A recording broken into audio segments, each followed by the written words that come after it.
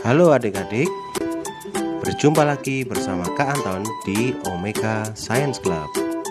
Nah, hari ini kita akan belajar satu materi baru lagi, yaitu Electromagnetic Current. Kita simak dulu yuk materi kita hari ini. Let's go!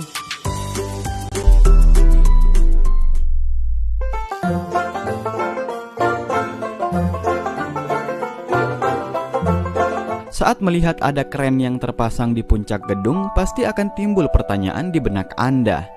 Wah, ditimbang mahal nih. Bukan itu, Bogeng. Maksudnya, gimana caranya menaikkan kren ke atas gedung setinggi itu? Lu pakai apa? Apa gunanya? Ya kren kan gunanya untuk mengangkut beberapa bahan berat ke atas gedung. Jadi lantas, krennya sendiri gimana cara naikinnya? Ya pakai kren tetangga. Lah terus kren tetangga dinaikin pakai apa? Sebelum melakukan pembangunan, tentu ketergantungan proyek terhadap kren perlu dipertimbangkan matang-matang. Apakah pembangunan ini memerlukan kren atau tidak? Kalau yang dibangun itu gedung yang cukup tinggi, ya kita pasang kren. Tapi kalau yang dibangun cuma kandang ayam, ya ada-ada aja loh. Nah, sebelum membangunkan kren yang berat itu, tentu kita perlu menyiapkan landasan yang cukup keras, alias pondasi tempat berdirinya si kren. Biasanya para pekerja akan menyiapkan landasan berupa lubang dengan lebar 4 x 4 meter dan kedalaman 2 meter, bukan untuk mengubur pocong, tetapi untuk mengubur pondasi. Nah, lubang ini nantinya akan dicor. Namun jangan lupa sebelum dicor ditanamkan besi tulangan dan besi fine angle. Nah, di situ nantinya akan berdiri si kren ini. Wih. Nah, setelah dicor tidak bisa langsung dipasang krennya, melainkan kita harus menunggu dulu sampai pondasinya kering betul. Dan itu butuh waktu sekitar 1 minggu lamanya. Cuma 1 hari? Itu artinya 7 hari, bebek. Rasanya ingin sekali aku bangun dan menasihatimu. Untuk mendirikan kren, kita juga perlu kren. Tapi bukan kren yang begini juga, kan repot. Melainkan kita bisa minta bantuan kepada kren mobil yang kayak gini nih. Maka berdirilah si kren dibantu menggunakan kren.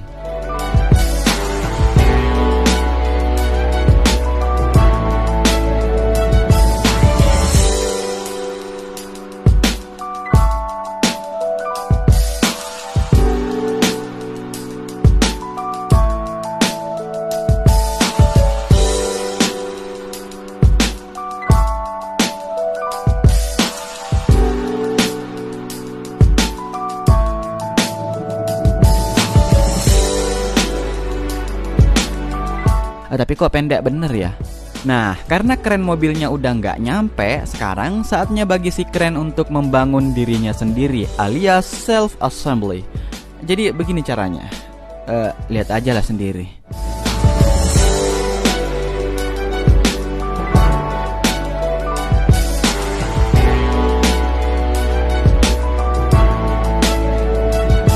Tapi ketinggian kren akan disesuaikan sesuai kebutuhan. Saat gedung yang dibangun semakin tinggi, maka krennya pun akan ditambah segmen masnya. Begitu seterusnya sampai gedungnya jadi. Dengan semakin bertambah tingginya kren, maka akan semakin tinggi pula tantangan yang dihadapi. Seperti kata pepatah, semakin tinggi pohon, maka semakin kencang pula angin menerpanya. Semangat Bang Atta.